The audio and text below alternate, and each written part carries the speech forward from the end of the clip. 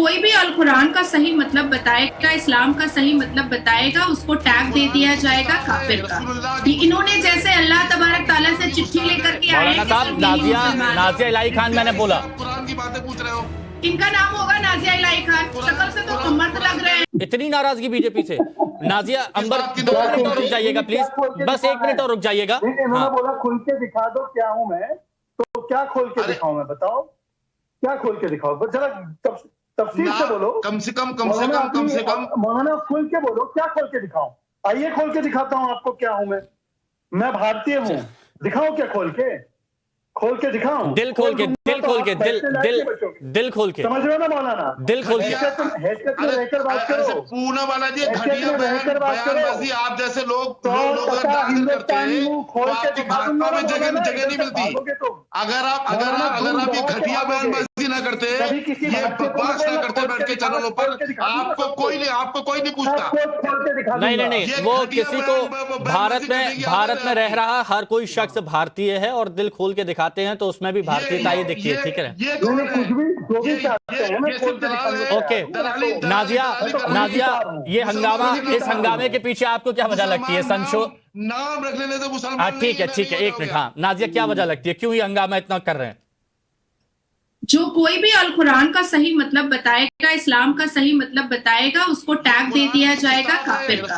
इन्होंने जैसे अल्लाह तबारक ताला से चिट्ठी लेकर के आए। मौलाना साहब, नाजिया इलाही खान मैंने बोला, कुरान की बातें पूछ रहे हो।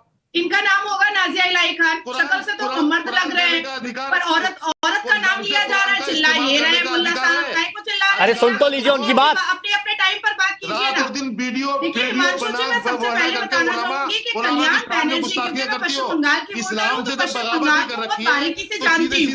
कल्याण बैनर्जी को बुरा इस बात का लगा है क्योंकि पश्चिम, अरे अगर वो पर्सनल व्यक्तिगत कुछ भी करती हैं, वीडियो बनाती हैं, आप क्यों इसमें हंगामा कर रहे हैं? आप क्यों हंगामा कर रहे हैं? क्या उन्होंने आप पर कुछ बोला? नहीं ना।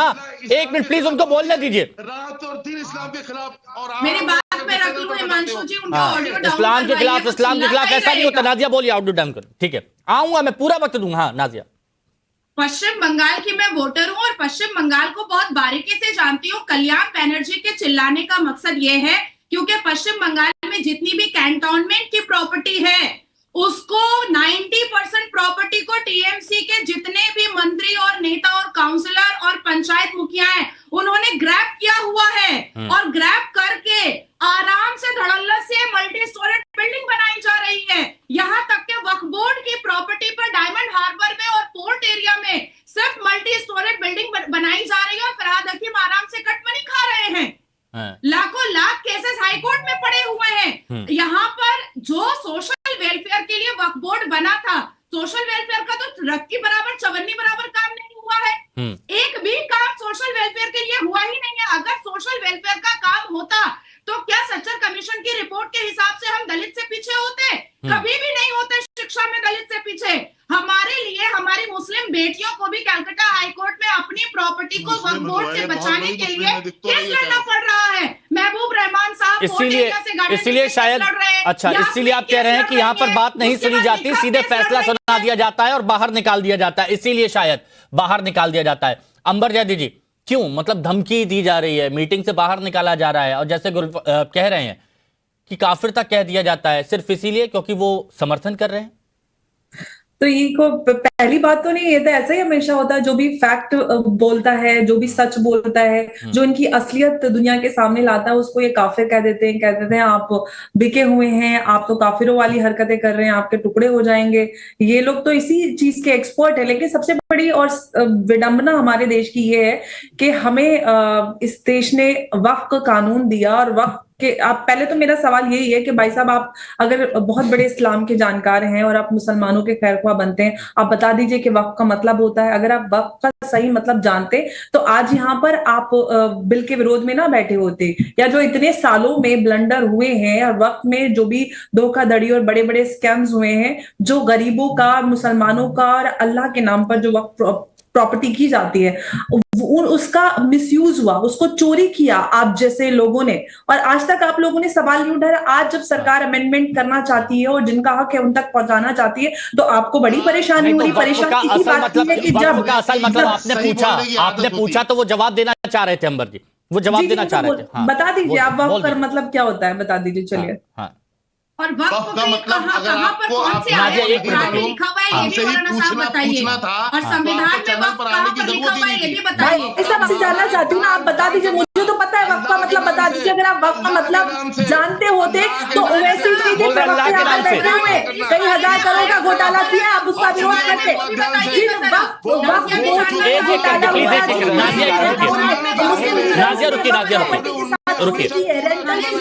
लाखों करोड़ों की प्रॉपर्टी 25 रुपए 50 रुपए 150 रुपए में जाता है। हर चीज में आप स्कैमिंग, चोरी, धोखेबाजी करके वहां पर सवाल क्यों नहीं उठाते? अल्लाह के नाम पर अरे ऐसे आप हंगामा सुनिए ना। आप जैसे बड़े बड़े नेता मौलाना, एक मिनट रुकिए प्लीज, यही तो अधिकार रुकिए। हाँ अजहरी साहब बताइए, अजहरी साहब क्या सरकार की दलाली करता है तब बनाया जाता है वक्फ बोर्ड का चेयरमैन। जो सरकार की दलाली करता है उसे वक्फ बोर्ड का चेयरमैन बनाया जाता है। तोड़ रही है तो आपको चेयरमैन उसी को बनाया जाता है जो सरकार का होता है। जो सरकार की दलाली करता है उसे वक्फ बोर्ड का चेयरमैन बनाया जाता है। शहजाद भाई क्या आपने कहा, जो सरकार की दलाली करता है उसे वक्फ बोर्ड का चेयरमैन बनाया जाता है। हाँ, जितने चेयरमैन है सभी ये सरकार के चमचे हैं, ठीक है, हुए हैं जी। ठीक है। अब इस पर मैं जान लेता हूं, ये भी समर्थन करते हैं कि आदिल भाई, आप भी मानते हैं इस बात को क्या कि वक्फ बोर्ड का चेयरमैन उसी को बनाया जाता है जो सरकार की दलाली करता है? 2005 से बिहार में नीतीश कुमार के पार्टी के मेंबर इरशादुल्लाह साहब बने हुए, उनके दौरे इक्तदार में हजारों वक्फ की जायदाद कब्जा हुआ है। कुछ नहीं, ये एक सच्चाई है कि वक्फ बोर्ड में भ्रष्टाचार है, वक्फ बोर्ड में इंक्रोचमेंट पे कुछ नहीं होता है। एक सच्चाई है कि वक्फ की जो जायदाद में जो आना चाहिए वो नहीं होता है, ये एक सच्चाई है। लेकिन जो ट्रिब्यूनल है, भारत में 14 ट्रिब्यूनल है, और ट्रिब्यूनल का चेयरमैन चीफ जस्टिस बहाल करता है, कोई शरीयत कोर्ट नहीं करता है, कोई तंजीम, मुस्लिम तंजीम नहीं करता है, वो chief justice of the state करता है। तो इसमें ट्रिब्यूनल पे आप सवाल करते हैं, आप ट्रांसपेरेंसी पर करते हैं, आप रिगरस इम्प्रिजमेंट को सिंपल इम्प्रिजमेंट करवा देते हैं। अगर आपको भ्रष्टाचार रोकना था तो सिंपल इम्प्रिजमेंट को रिगरस को बढ़ा देते हैं। अच्छा, खामियां है, भ्रष्टाचार है, बहुत सारी दिक्कतें हैं, लेकिन बिल का विरोध जो हो रहा है, जो आप बिल का विरोध है। आप बताइए शहजाद भाई। नहीं, जिस तरीका से आप सुधार कराना चाहते हैं वो तरीका बढ़ावा देगा भ्रष्टाचार को और लैंड क्रैमिंग को। अच्छा, वक्फ बाय यूसेज और वक्फ बाय यूजर में आप फर्क नहीं करना चाहते हैं, आप ट्रांसपेरेंसी नहीं चाहते, इंक्रोचमेंट पे बात नहीं करते हैं। और आप अब ये अच्छा लगता है ना, आपने सीधा सवाल किया, सीधी तरीके से बात करी, अब सीधा जवाब। हाँ बताइए शहजाद भाई। देखिए, क्योंकि इनके साथ तो सम्मानित एक अच्छी चर्चा भी हो रही है, तो मैं तर्क के साथ एक बात रखना चाहता हूँ। आदिल साहब, इस्लाम पाक जो है, तो हम तो मानते हैं हमेशा से रहा, कुरान पाक जो है वो प्रॉफेट मोहम्मद सल्लल्लाहु अलैहि वसल्लम पे नाजिल हुआ 1400 साल पहले। उसके बाद वक्फ का कॉन्सेप्ट आया, जाहिर सी बात है। पर एक 1500 साल पुराना शिव मंदिर हमने क्लेम कर दिया है वक्फ के नाम। ये कैसे हो सकता है? छत्तीसगढ़ में तहसील ऑफिस, सूरत में म्युनिसिपल हेडक्वार्टर, ताजमहल तक को क्लेम कर दिया। ये डीडीए का पार्क क्लेम, जो चाहे हमें पसंद आए तो क्लेम कर दो। ये सिचुएशन क्यों होनी चाहिए? और ये क्लेम करके हमारे हक में भी नहीं आ रहा है। ये ऐसा तो नहीं है गरीबों के, यतीमों के फायदे में। आप कह रहे हैं कि ये सजा जो है सिंपल से रिग्रेस होना चाहिए, तो आप करिए ना, करिए ना। अभी तो कौन सा बिल पारित हुआ है? अब तो पार्लियामेंट में आएगा, पार्लियामेंट में पारित होगा, उसमें बहुत सारे लोगों के समर्थन की जरूरत पड़ेगी, तो करिए उसमें, किसने मना किया है? पर मेरा सवाल सिर्फ दो चीज है, क्या वक्त गैर मुस्लिम कर सकता है? पुराने कानून में था कि गैर मुस्लिम भी कर सकता है, ये तो अन इस्लामिक है। और 1500 साल पुरानी चीज कैसे कर सकते हैं? और मैं मौलाना साहब, मौलाना तो है नहीं, ना नूर है, ना हाफिज है, पता नहीं क्या है, खोल के दिखाने के लिए बोल रहे हैं, सब कुछ खोल के दिख जाएगा। मैं आपको पूछना चाहता हूँ एक ही बात, हाफिज साहब, 15 हॉस्पिटल बताइए। तू कौन है? अरे तू तड़ाक पे क्यों आते हैं? तू तड़ाक पे क्यों आ रहे हैं? क्यों आ रहे हैं? मैं मौलाना साहब करके बात कर रहा हूँ, आप तू तड़ाक पे आएंगे तो फिर अच्छा नहीं होगा। क्योंकि यहाँ पर अगर नाजिया है, अंबर है, शहजाद है, सब मेरे मेहमान हैं, सब सम्मानित हैं। एक सेकंड, मैं एक मिनट, हिमांशु जी मुझे बात रखने दीजिए। मुझे बात करने दीजिए। अगर एक महिला का वीडियो बनाना गलत है तो ये मौलाना कहाँ से आगे टीवी पे? शरिया के हिसाब से मौलाना का टीवी पे आना वर्जित है? ये कैसे आगे टीवी पर? शरिया के हिसाब से वर्जित है इनका आना, ये कहाँ से आगे? ये गलत है, ये हराम है। और दूसरी बात पूछा जाता है 15 हॉस्पिटल के नाम बताओ वक्त की जमीन पे जो काम कर रहे हैं गरीबों के, 15 हॉस्पिटल का नाम बताओ। उन्होंने तूतड़ा करके बात नहीं करी। हाफिज नूर अहमद अजहरी, आप सम्मान से बात करें तो बहुत अच्छा होगा। अरे मैं ऐसे लोगों को बहुत कौन है ये कौन है ये कौन है ये कौन है? नहीं अजहरी सुनिए, हाफिज नूर अहमद अजहरी, यहाँ पर जो भी मेहमान है उनसे सम्मान से बात करिए। हाफिज नूर अहमद अजहरी, सम्मान से बात करिए। तूतड़ा करने की यहाँ पर जरूरत नहीं है। और अगर आपको तूतड़ा करता है, सुनिए सुनिए सुनिए मेरी बात, अहमद अजहरी सुनिए, तूतड़ा करना है कैमरा बंद करिए और घर में उस तरह से बात करिए। तूतड़ा करना है कैमरा बंद करिए और घर में गुस्सा निकालिए, घर में गुस्सा निकालिए। यहाँ पर नहीं, यहाँ पर नहीं, यहाँ पर नहीं। एक मिनट, यहाँ पे बैठ गए, ठीक है। नहीं तो वो बोल रहे हैं ना, अगर उनका वीडियो बनाना गलत है तो आपका यहाँ पर बैठना गलत है।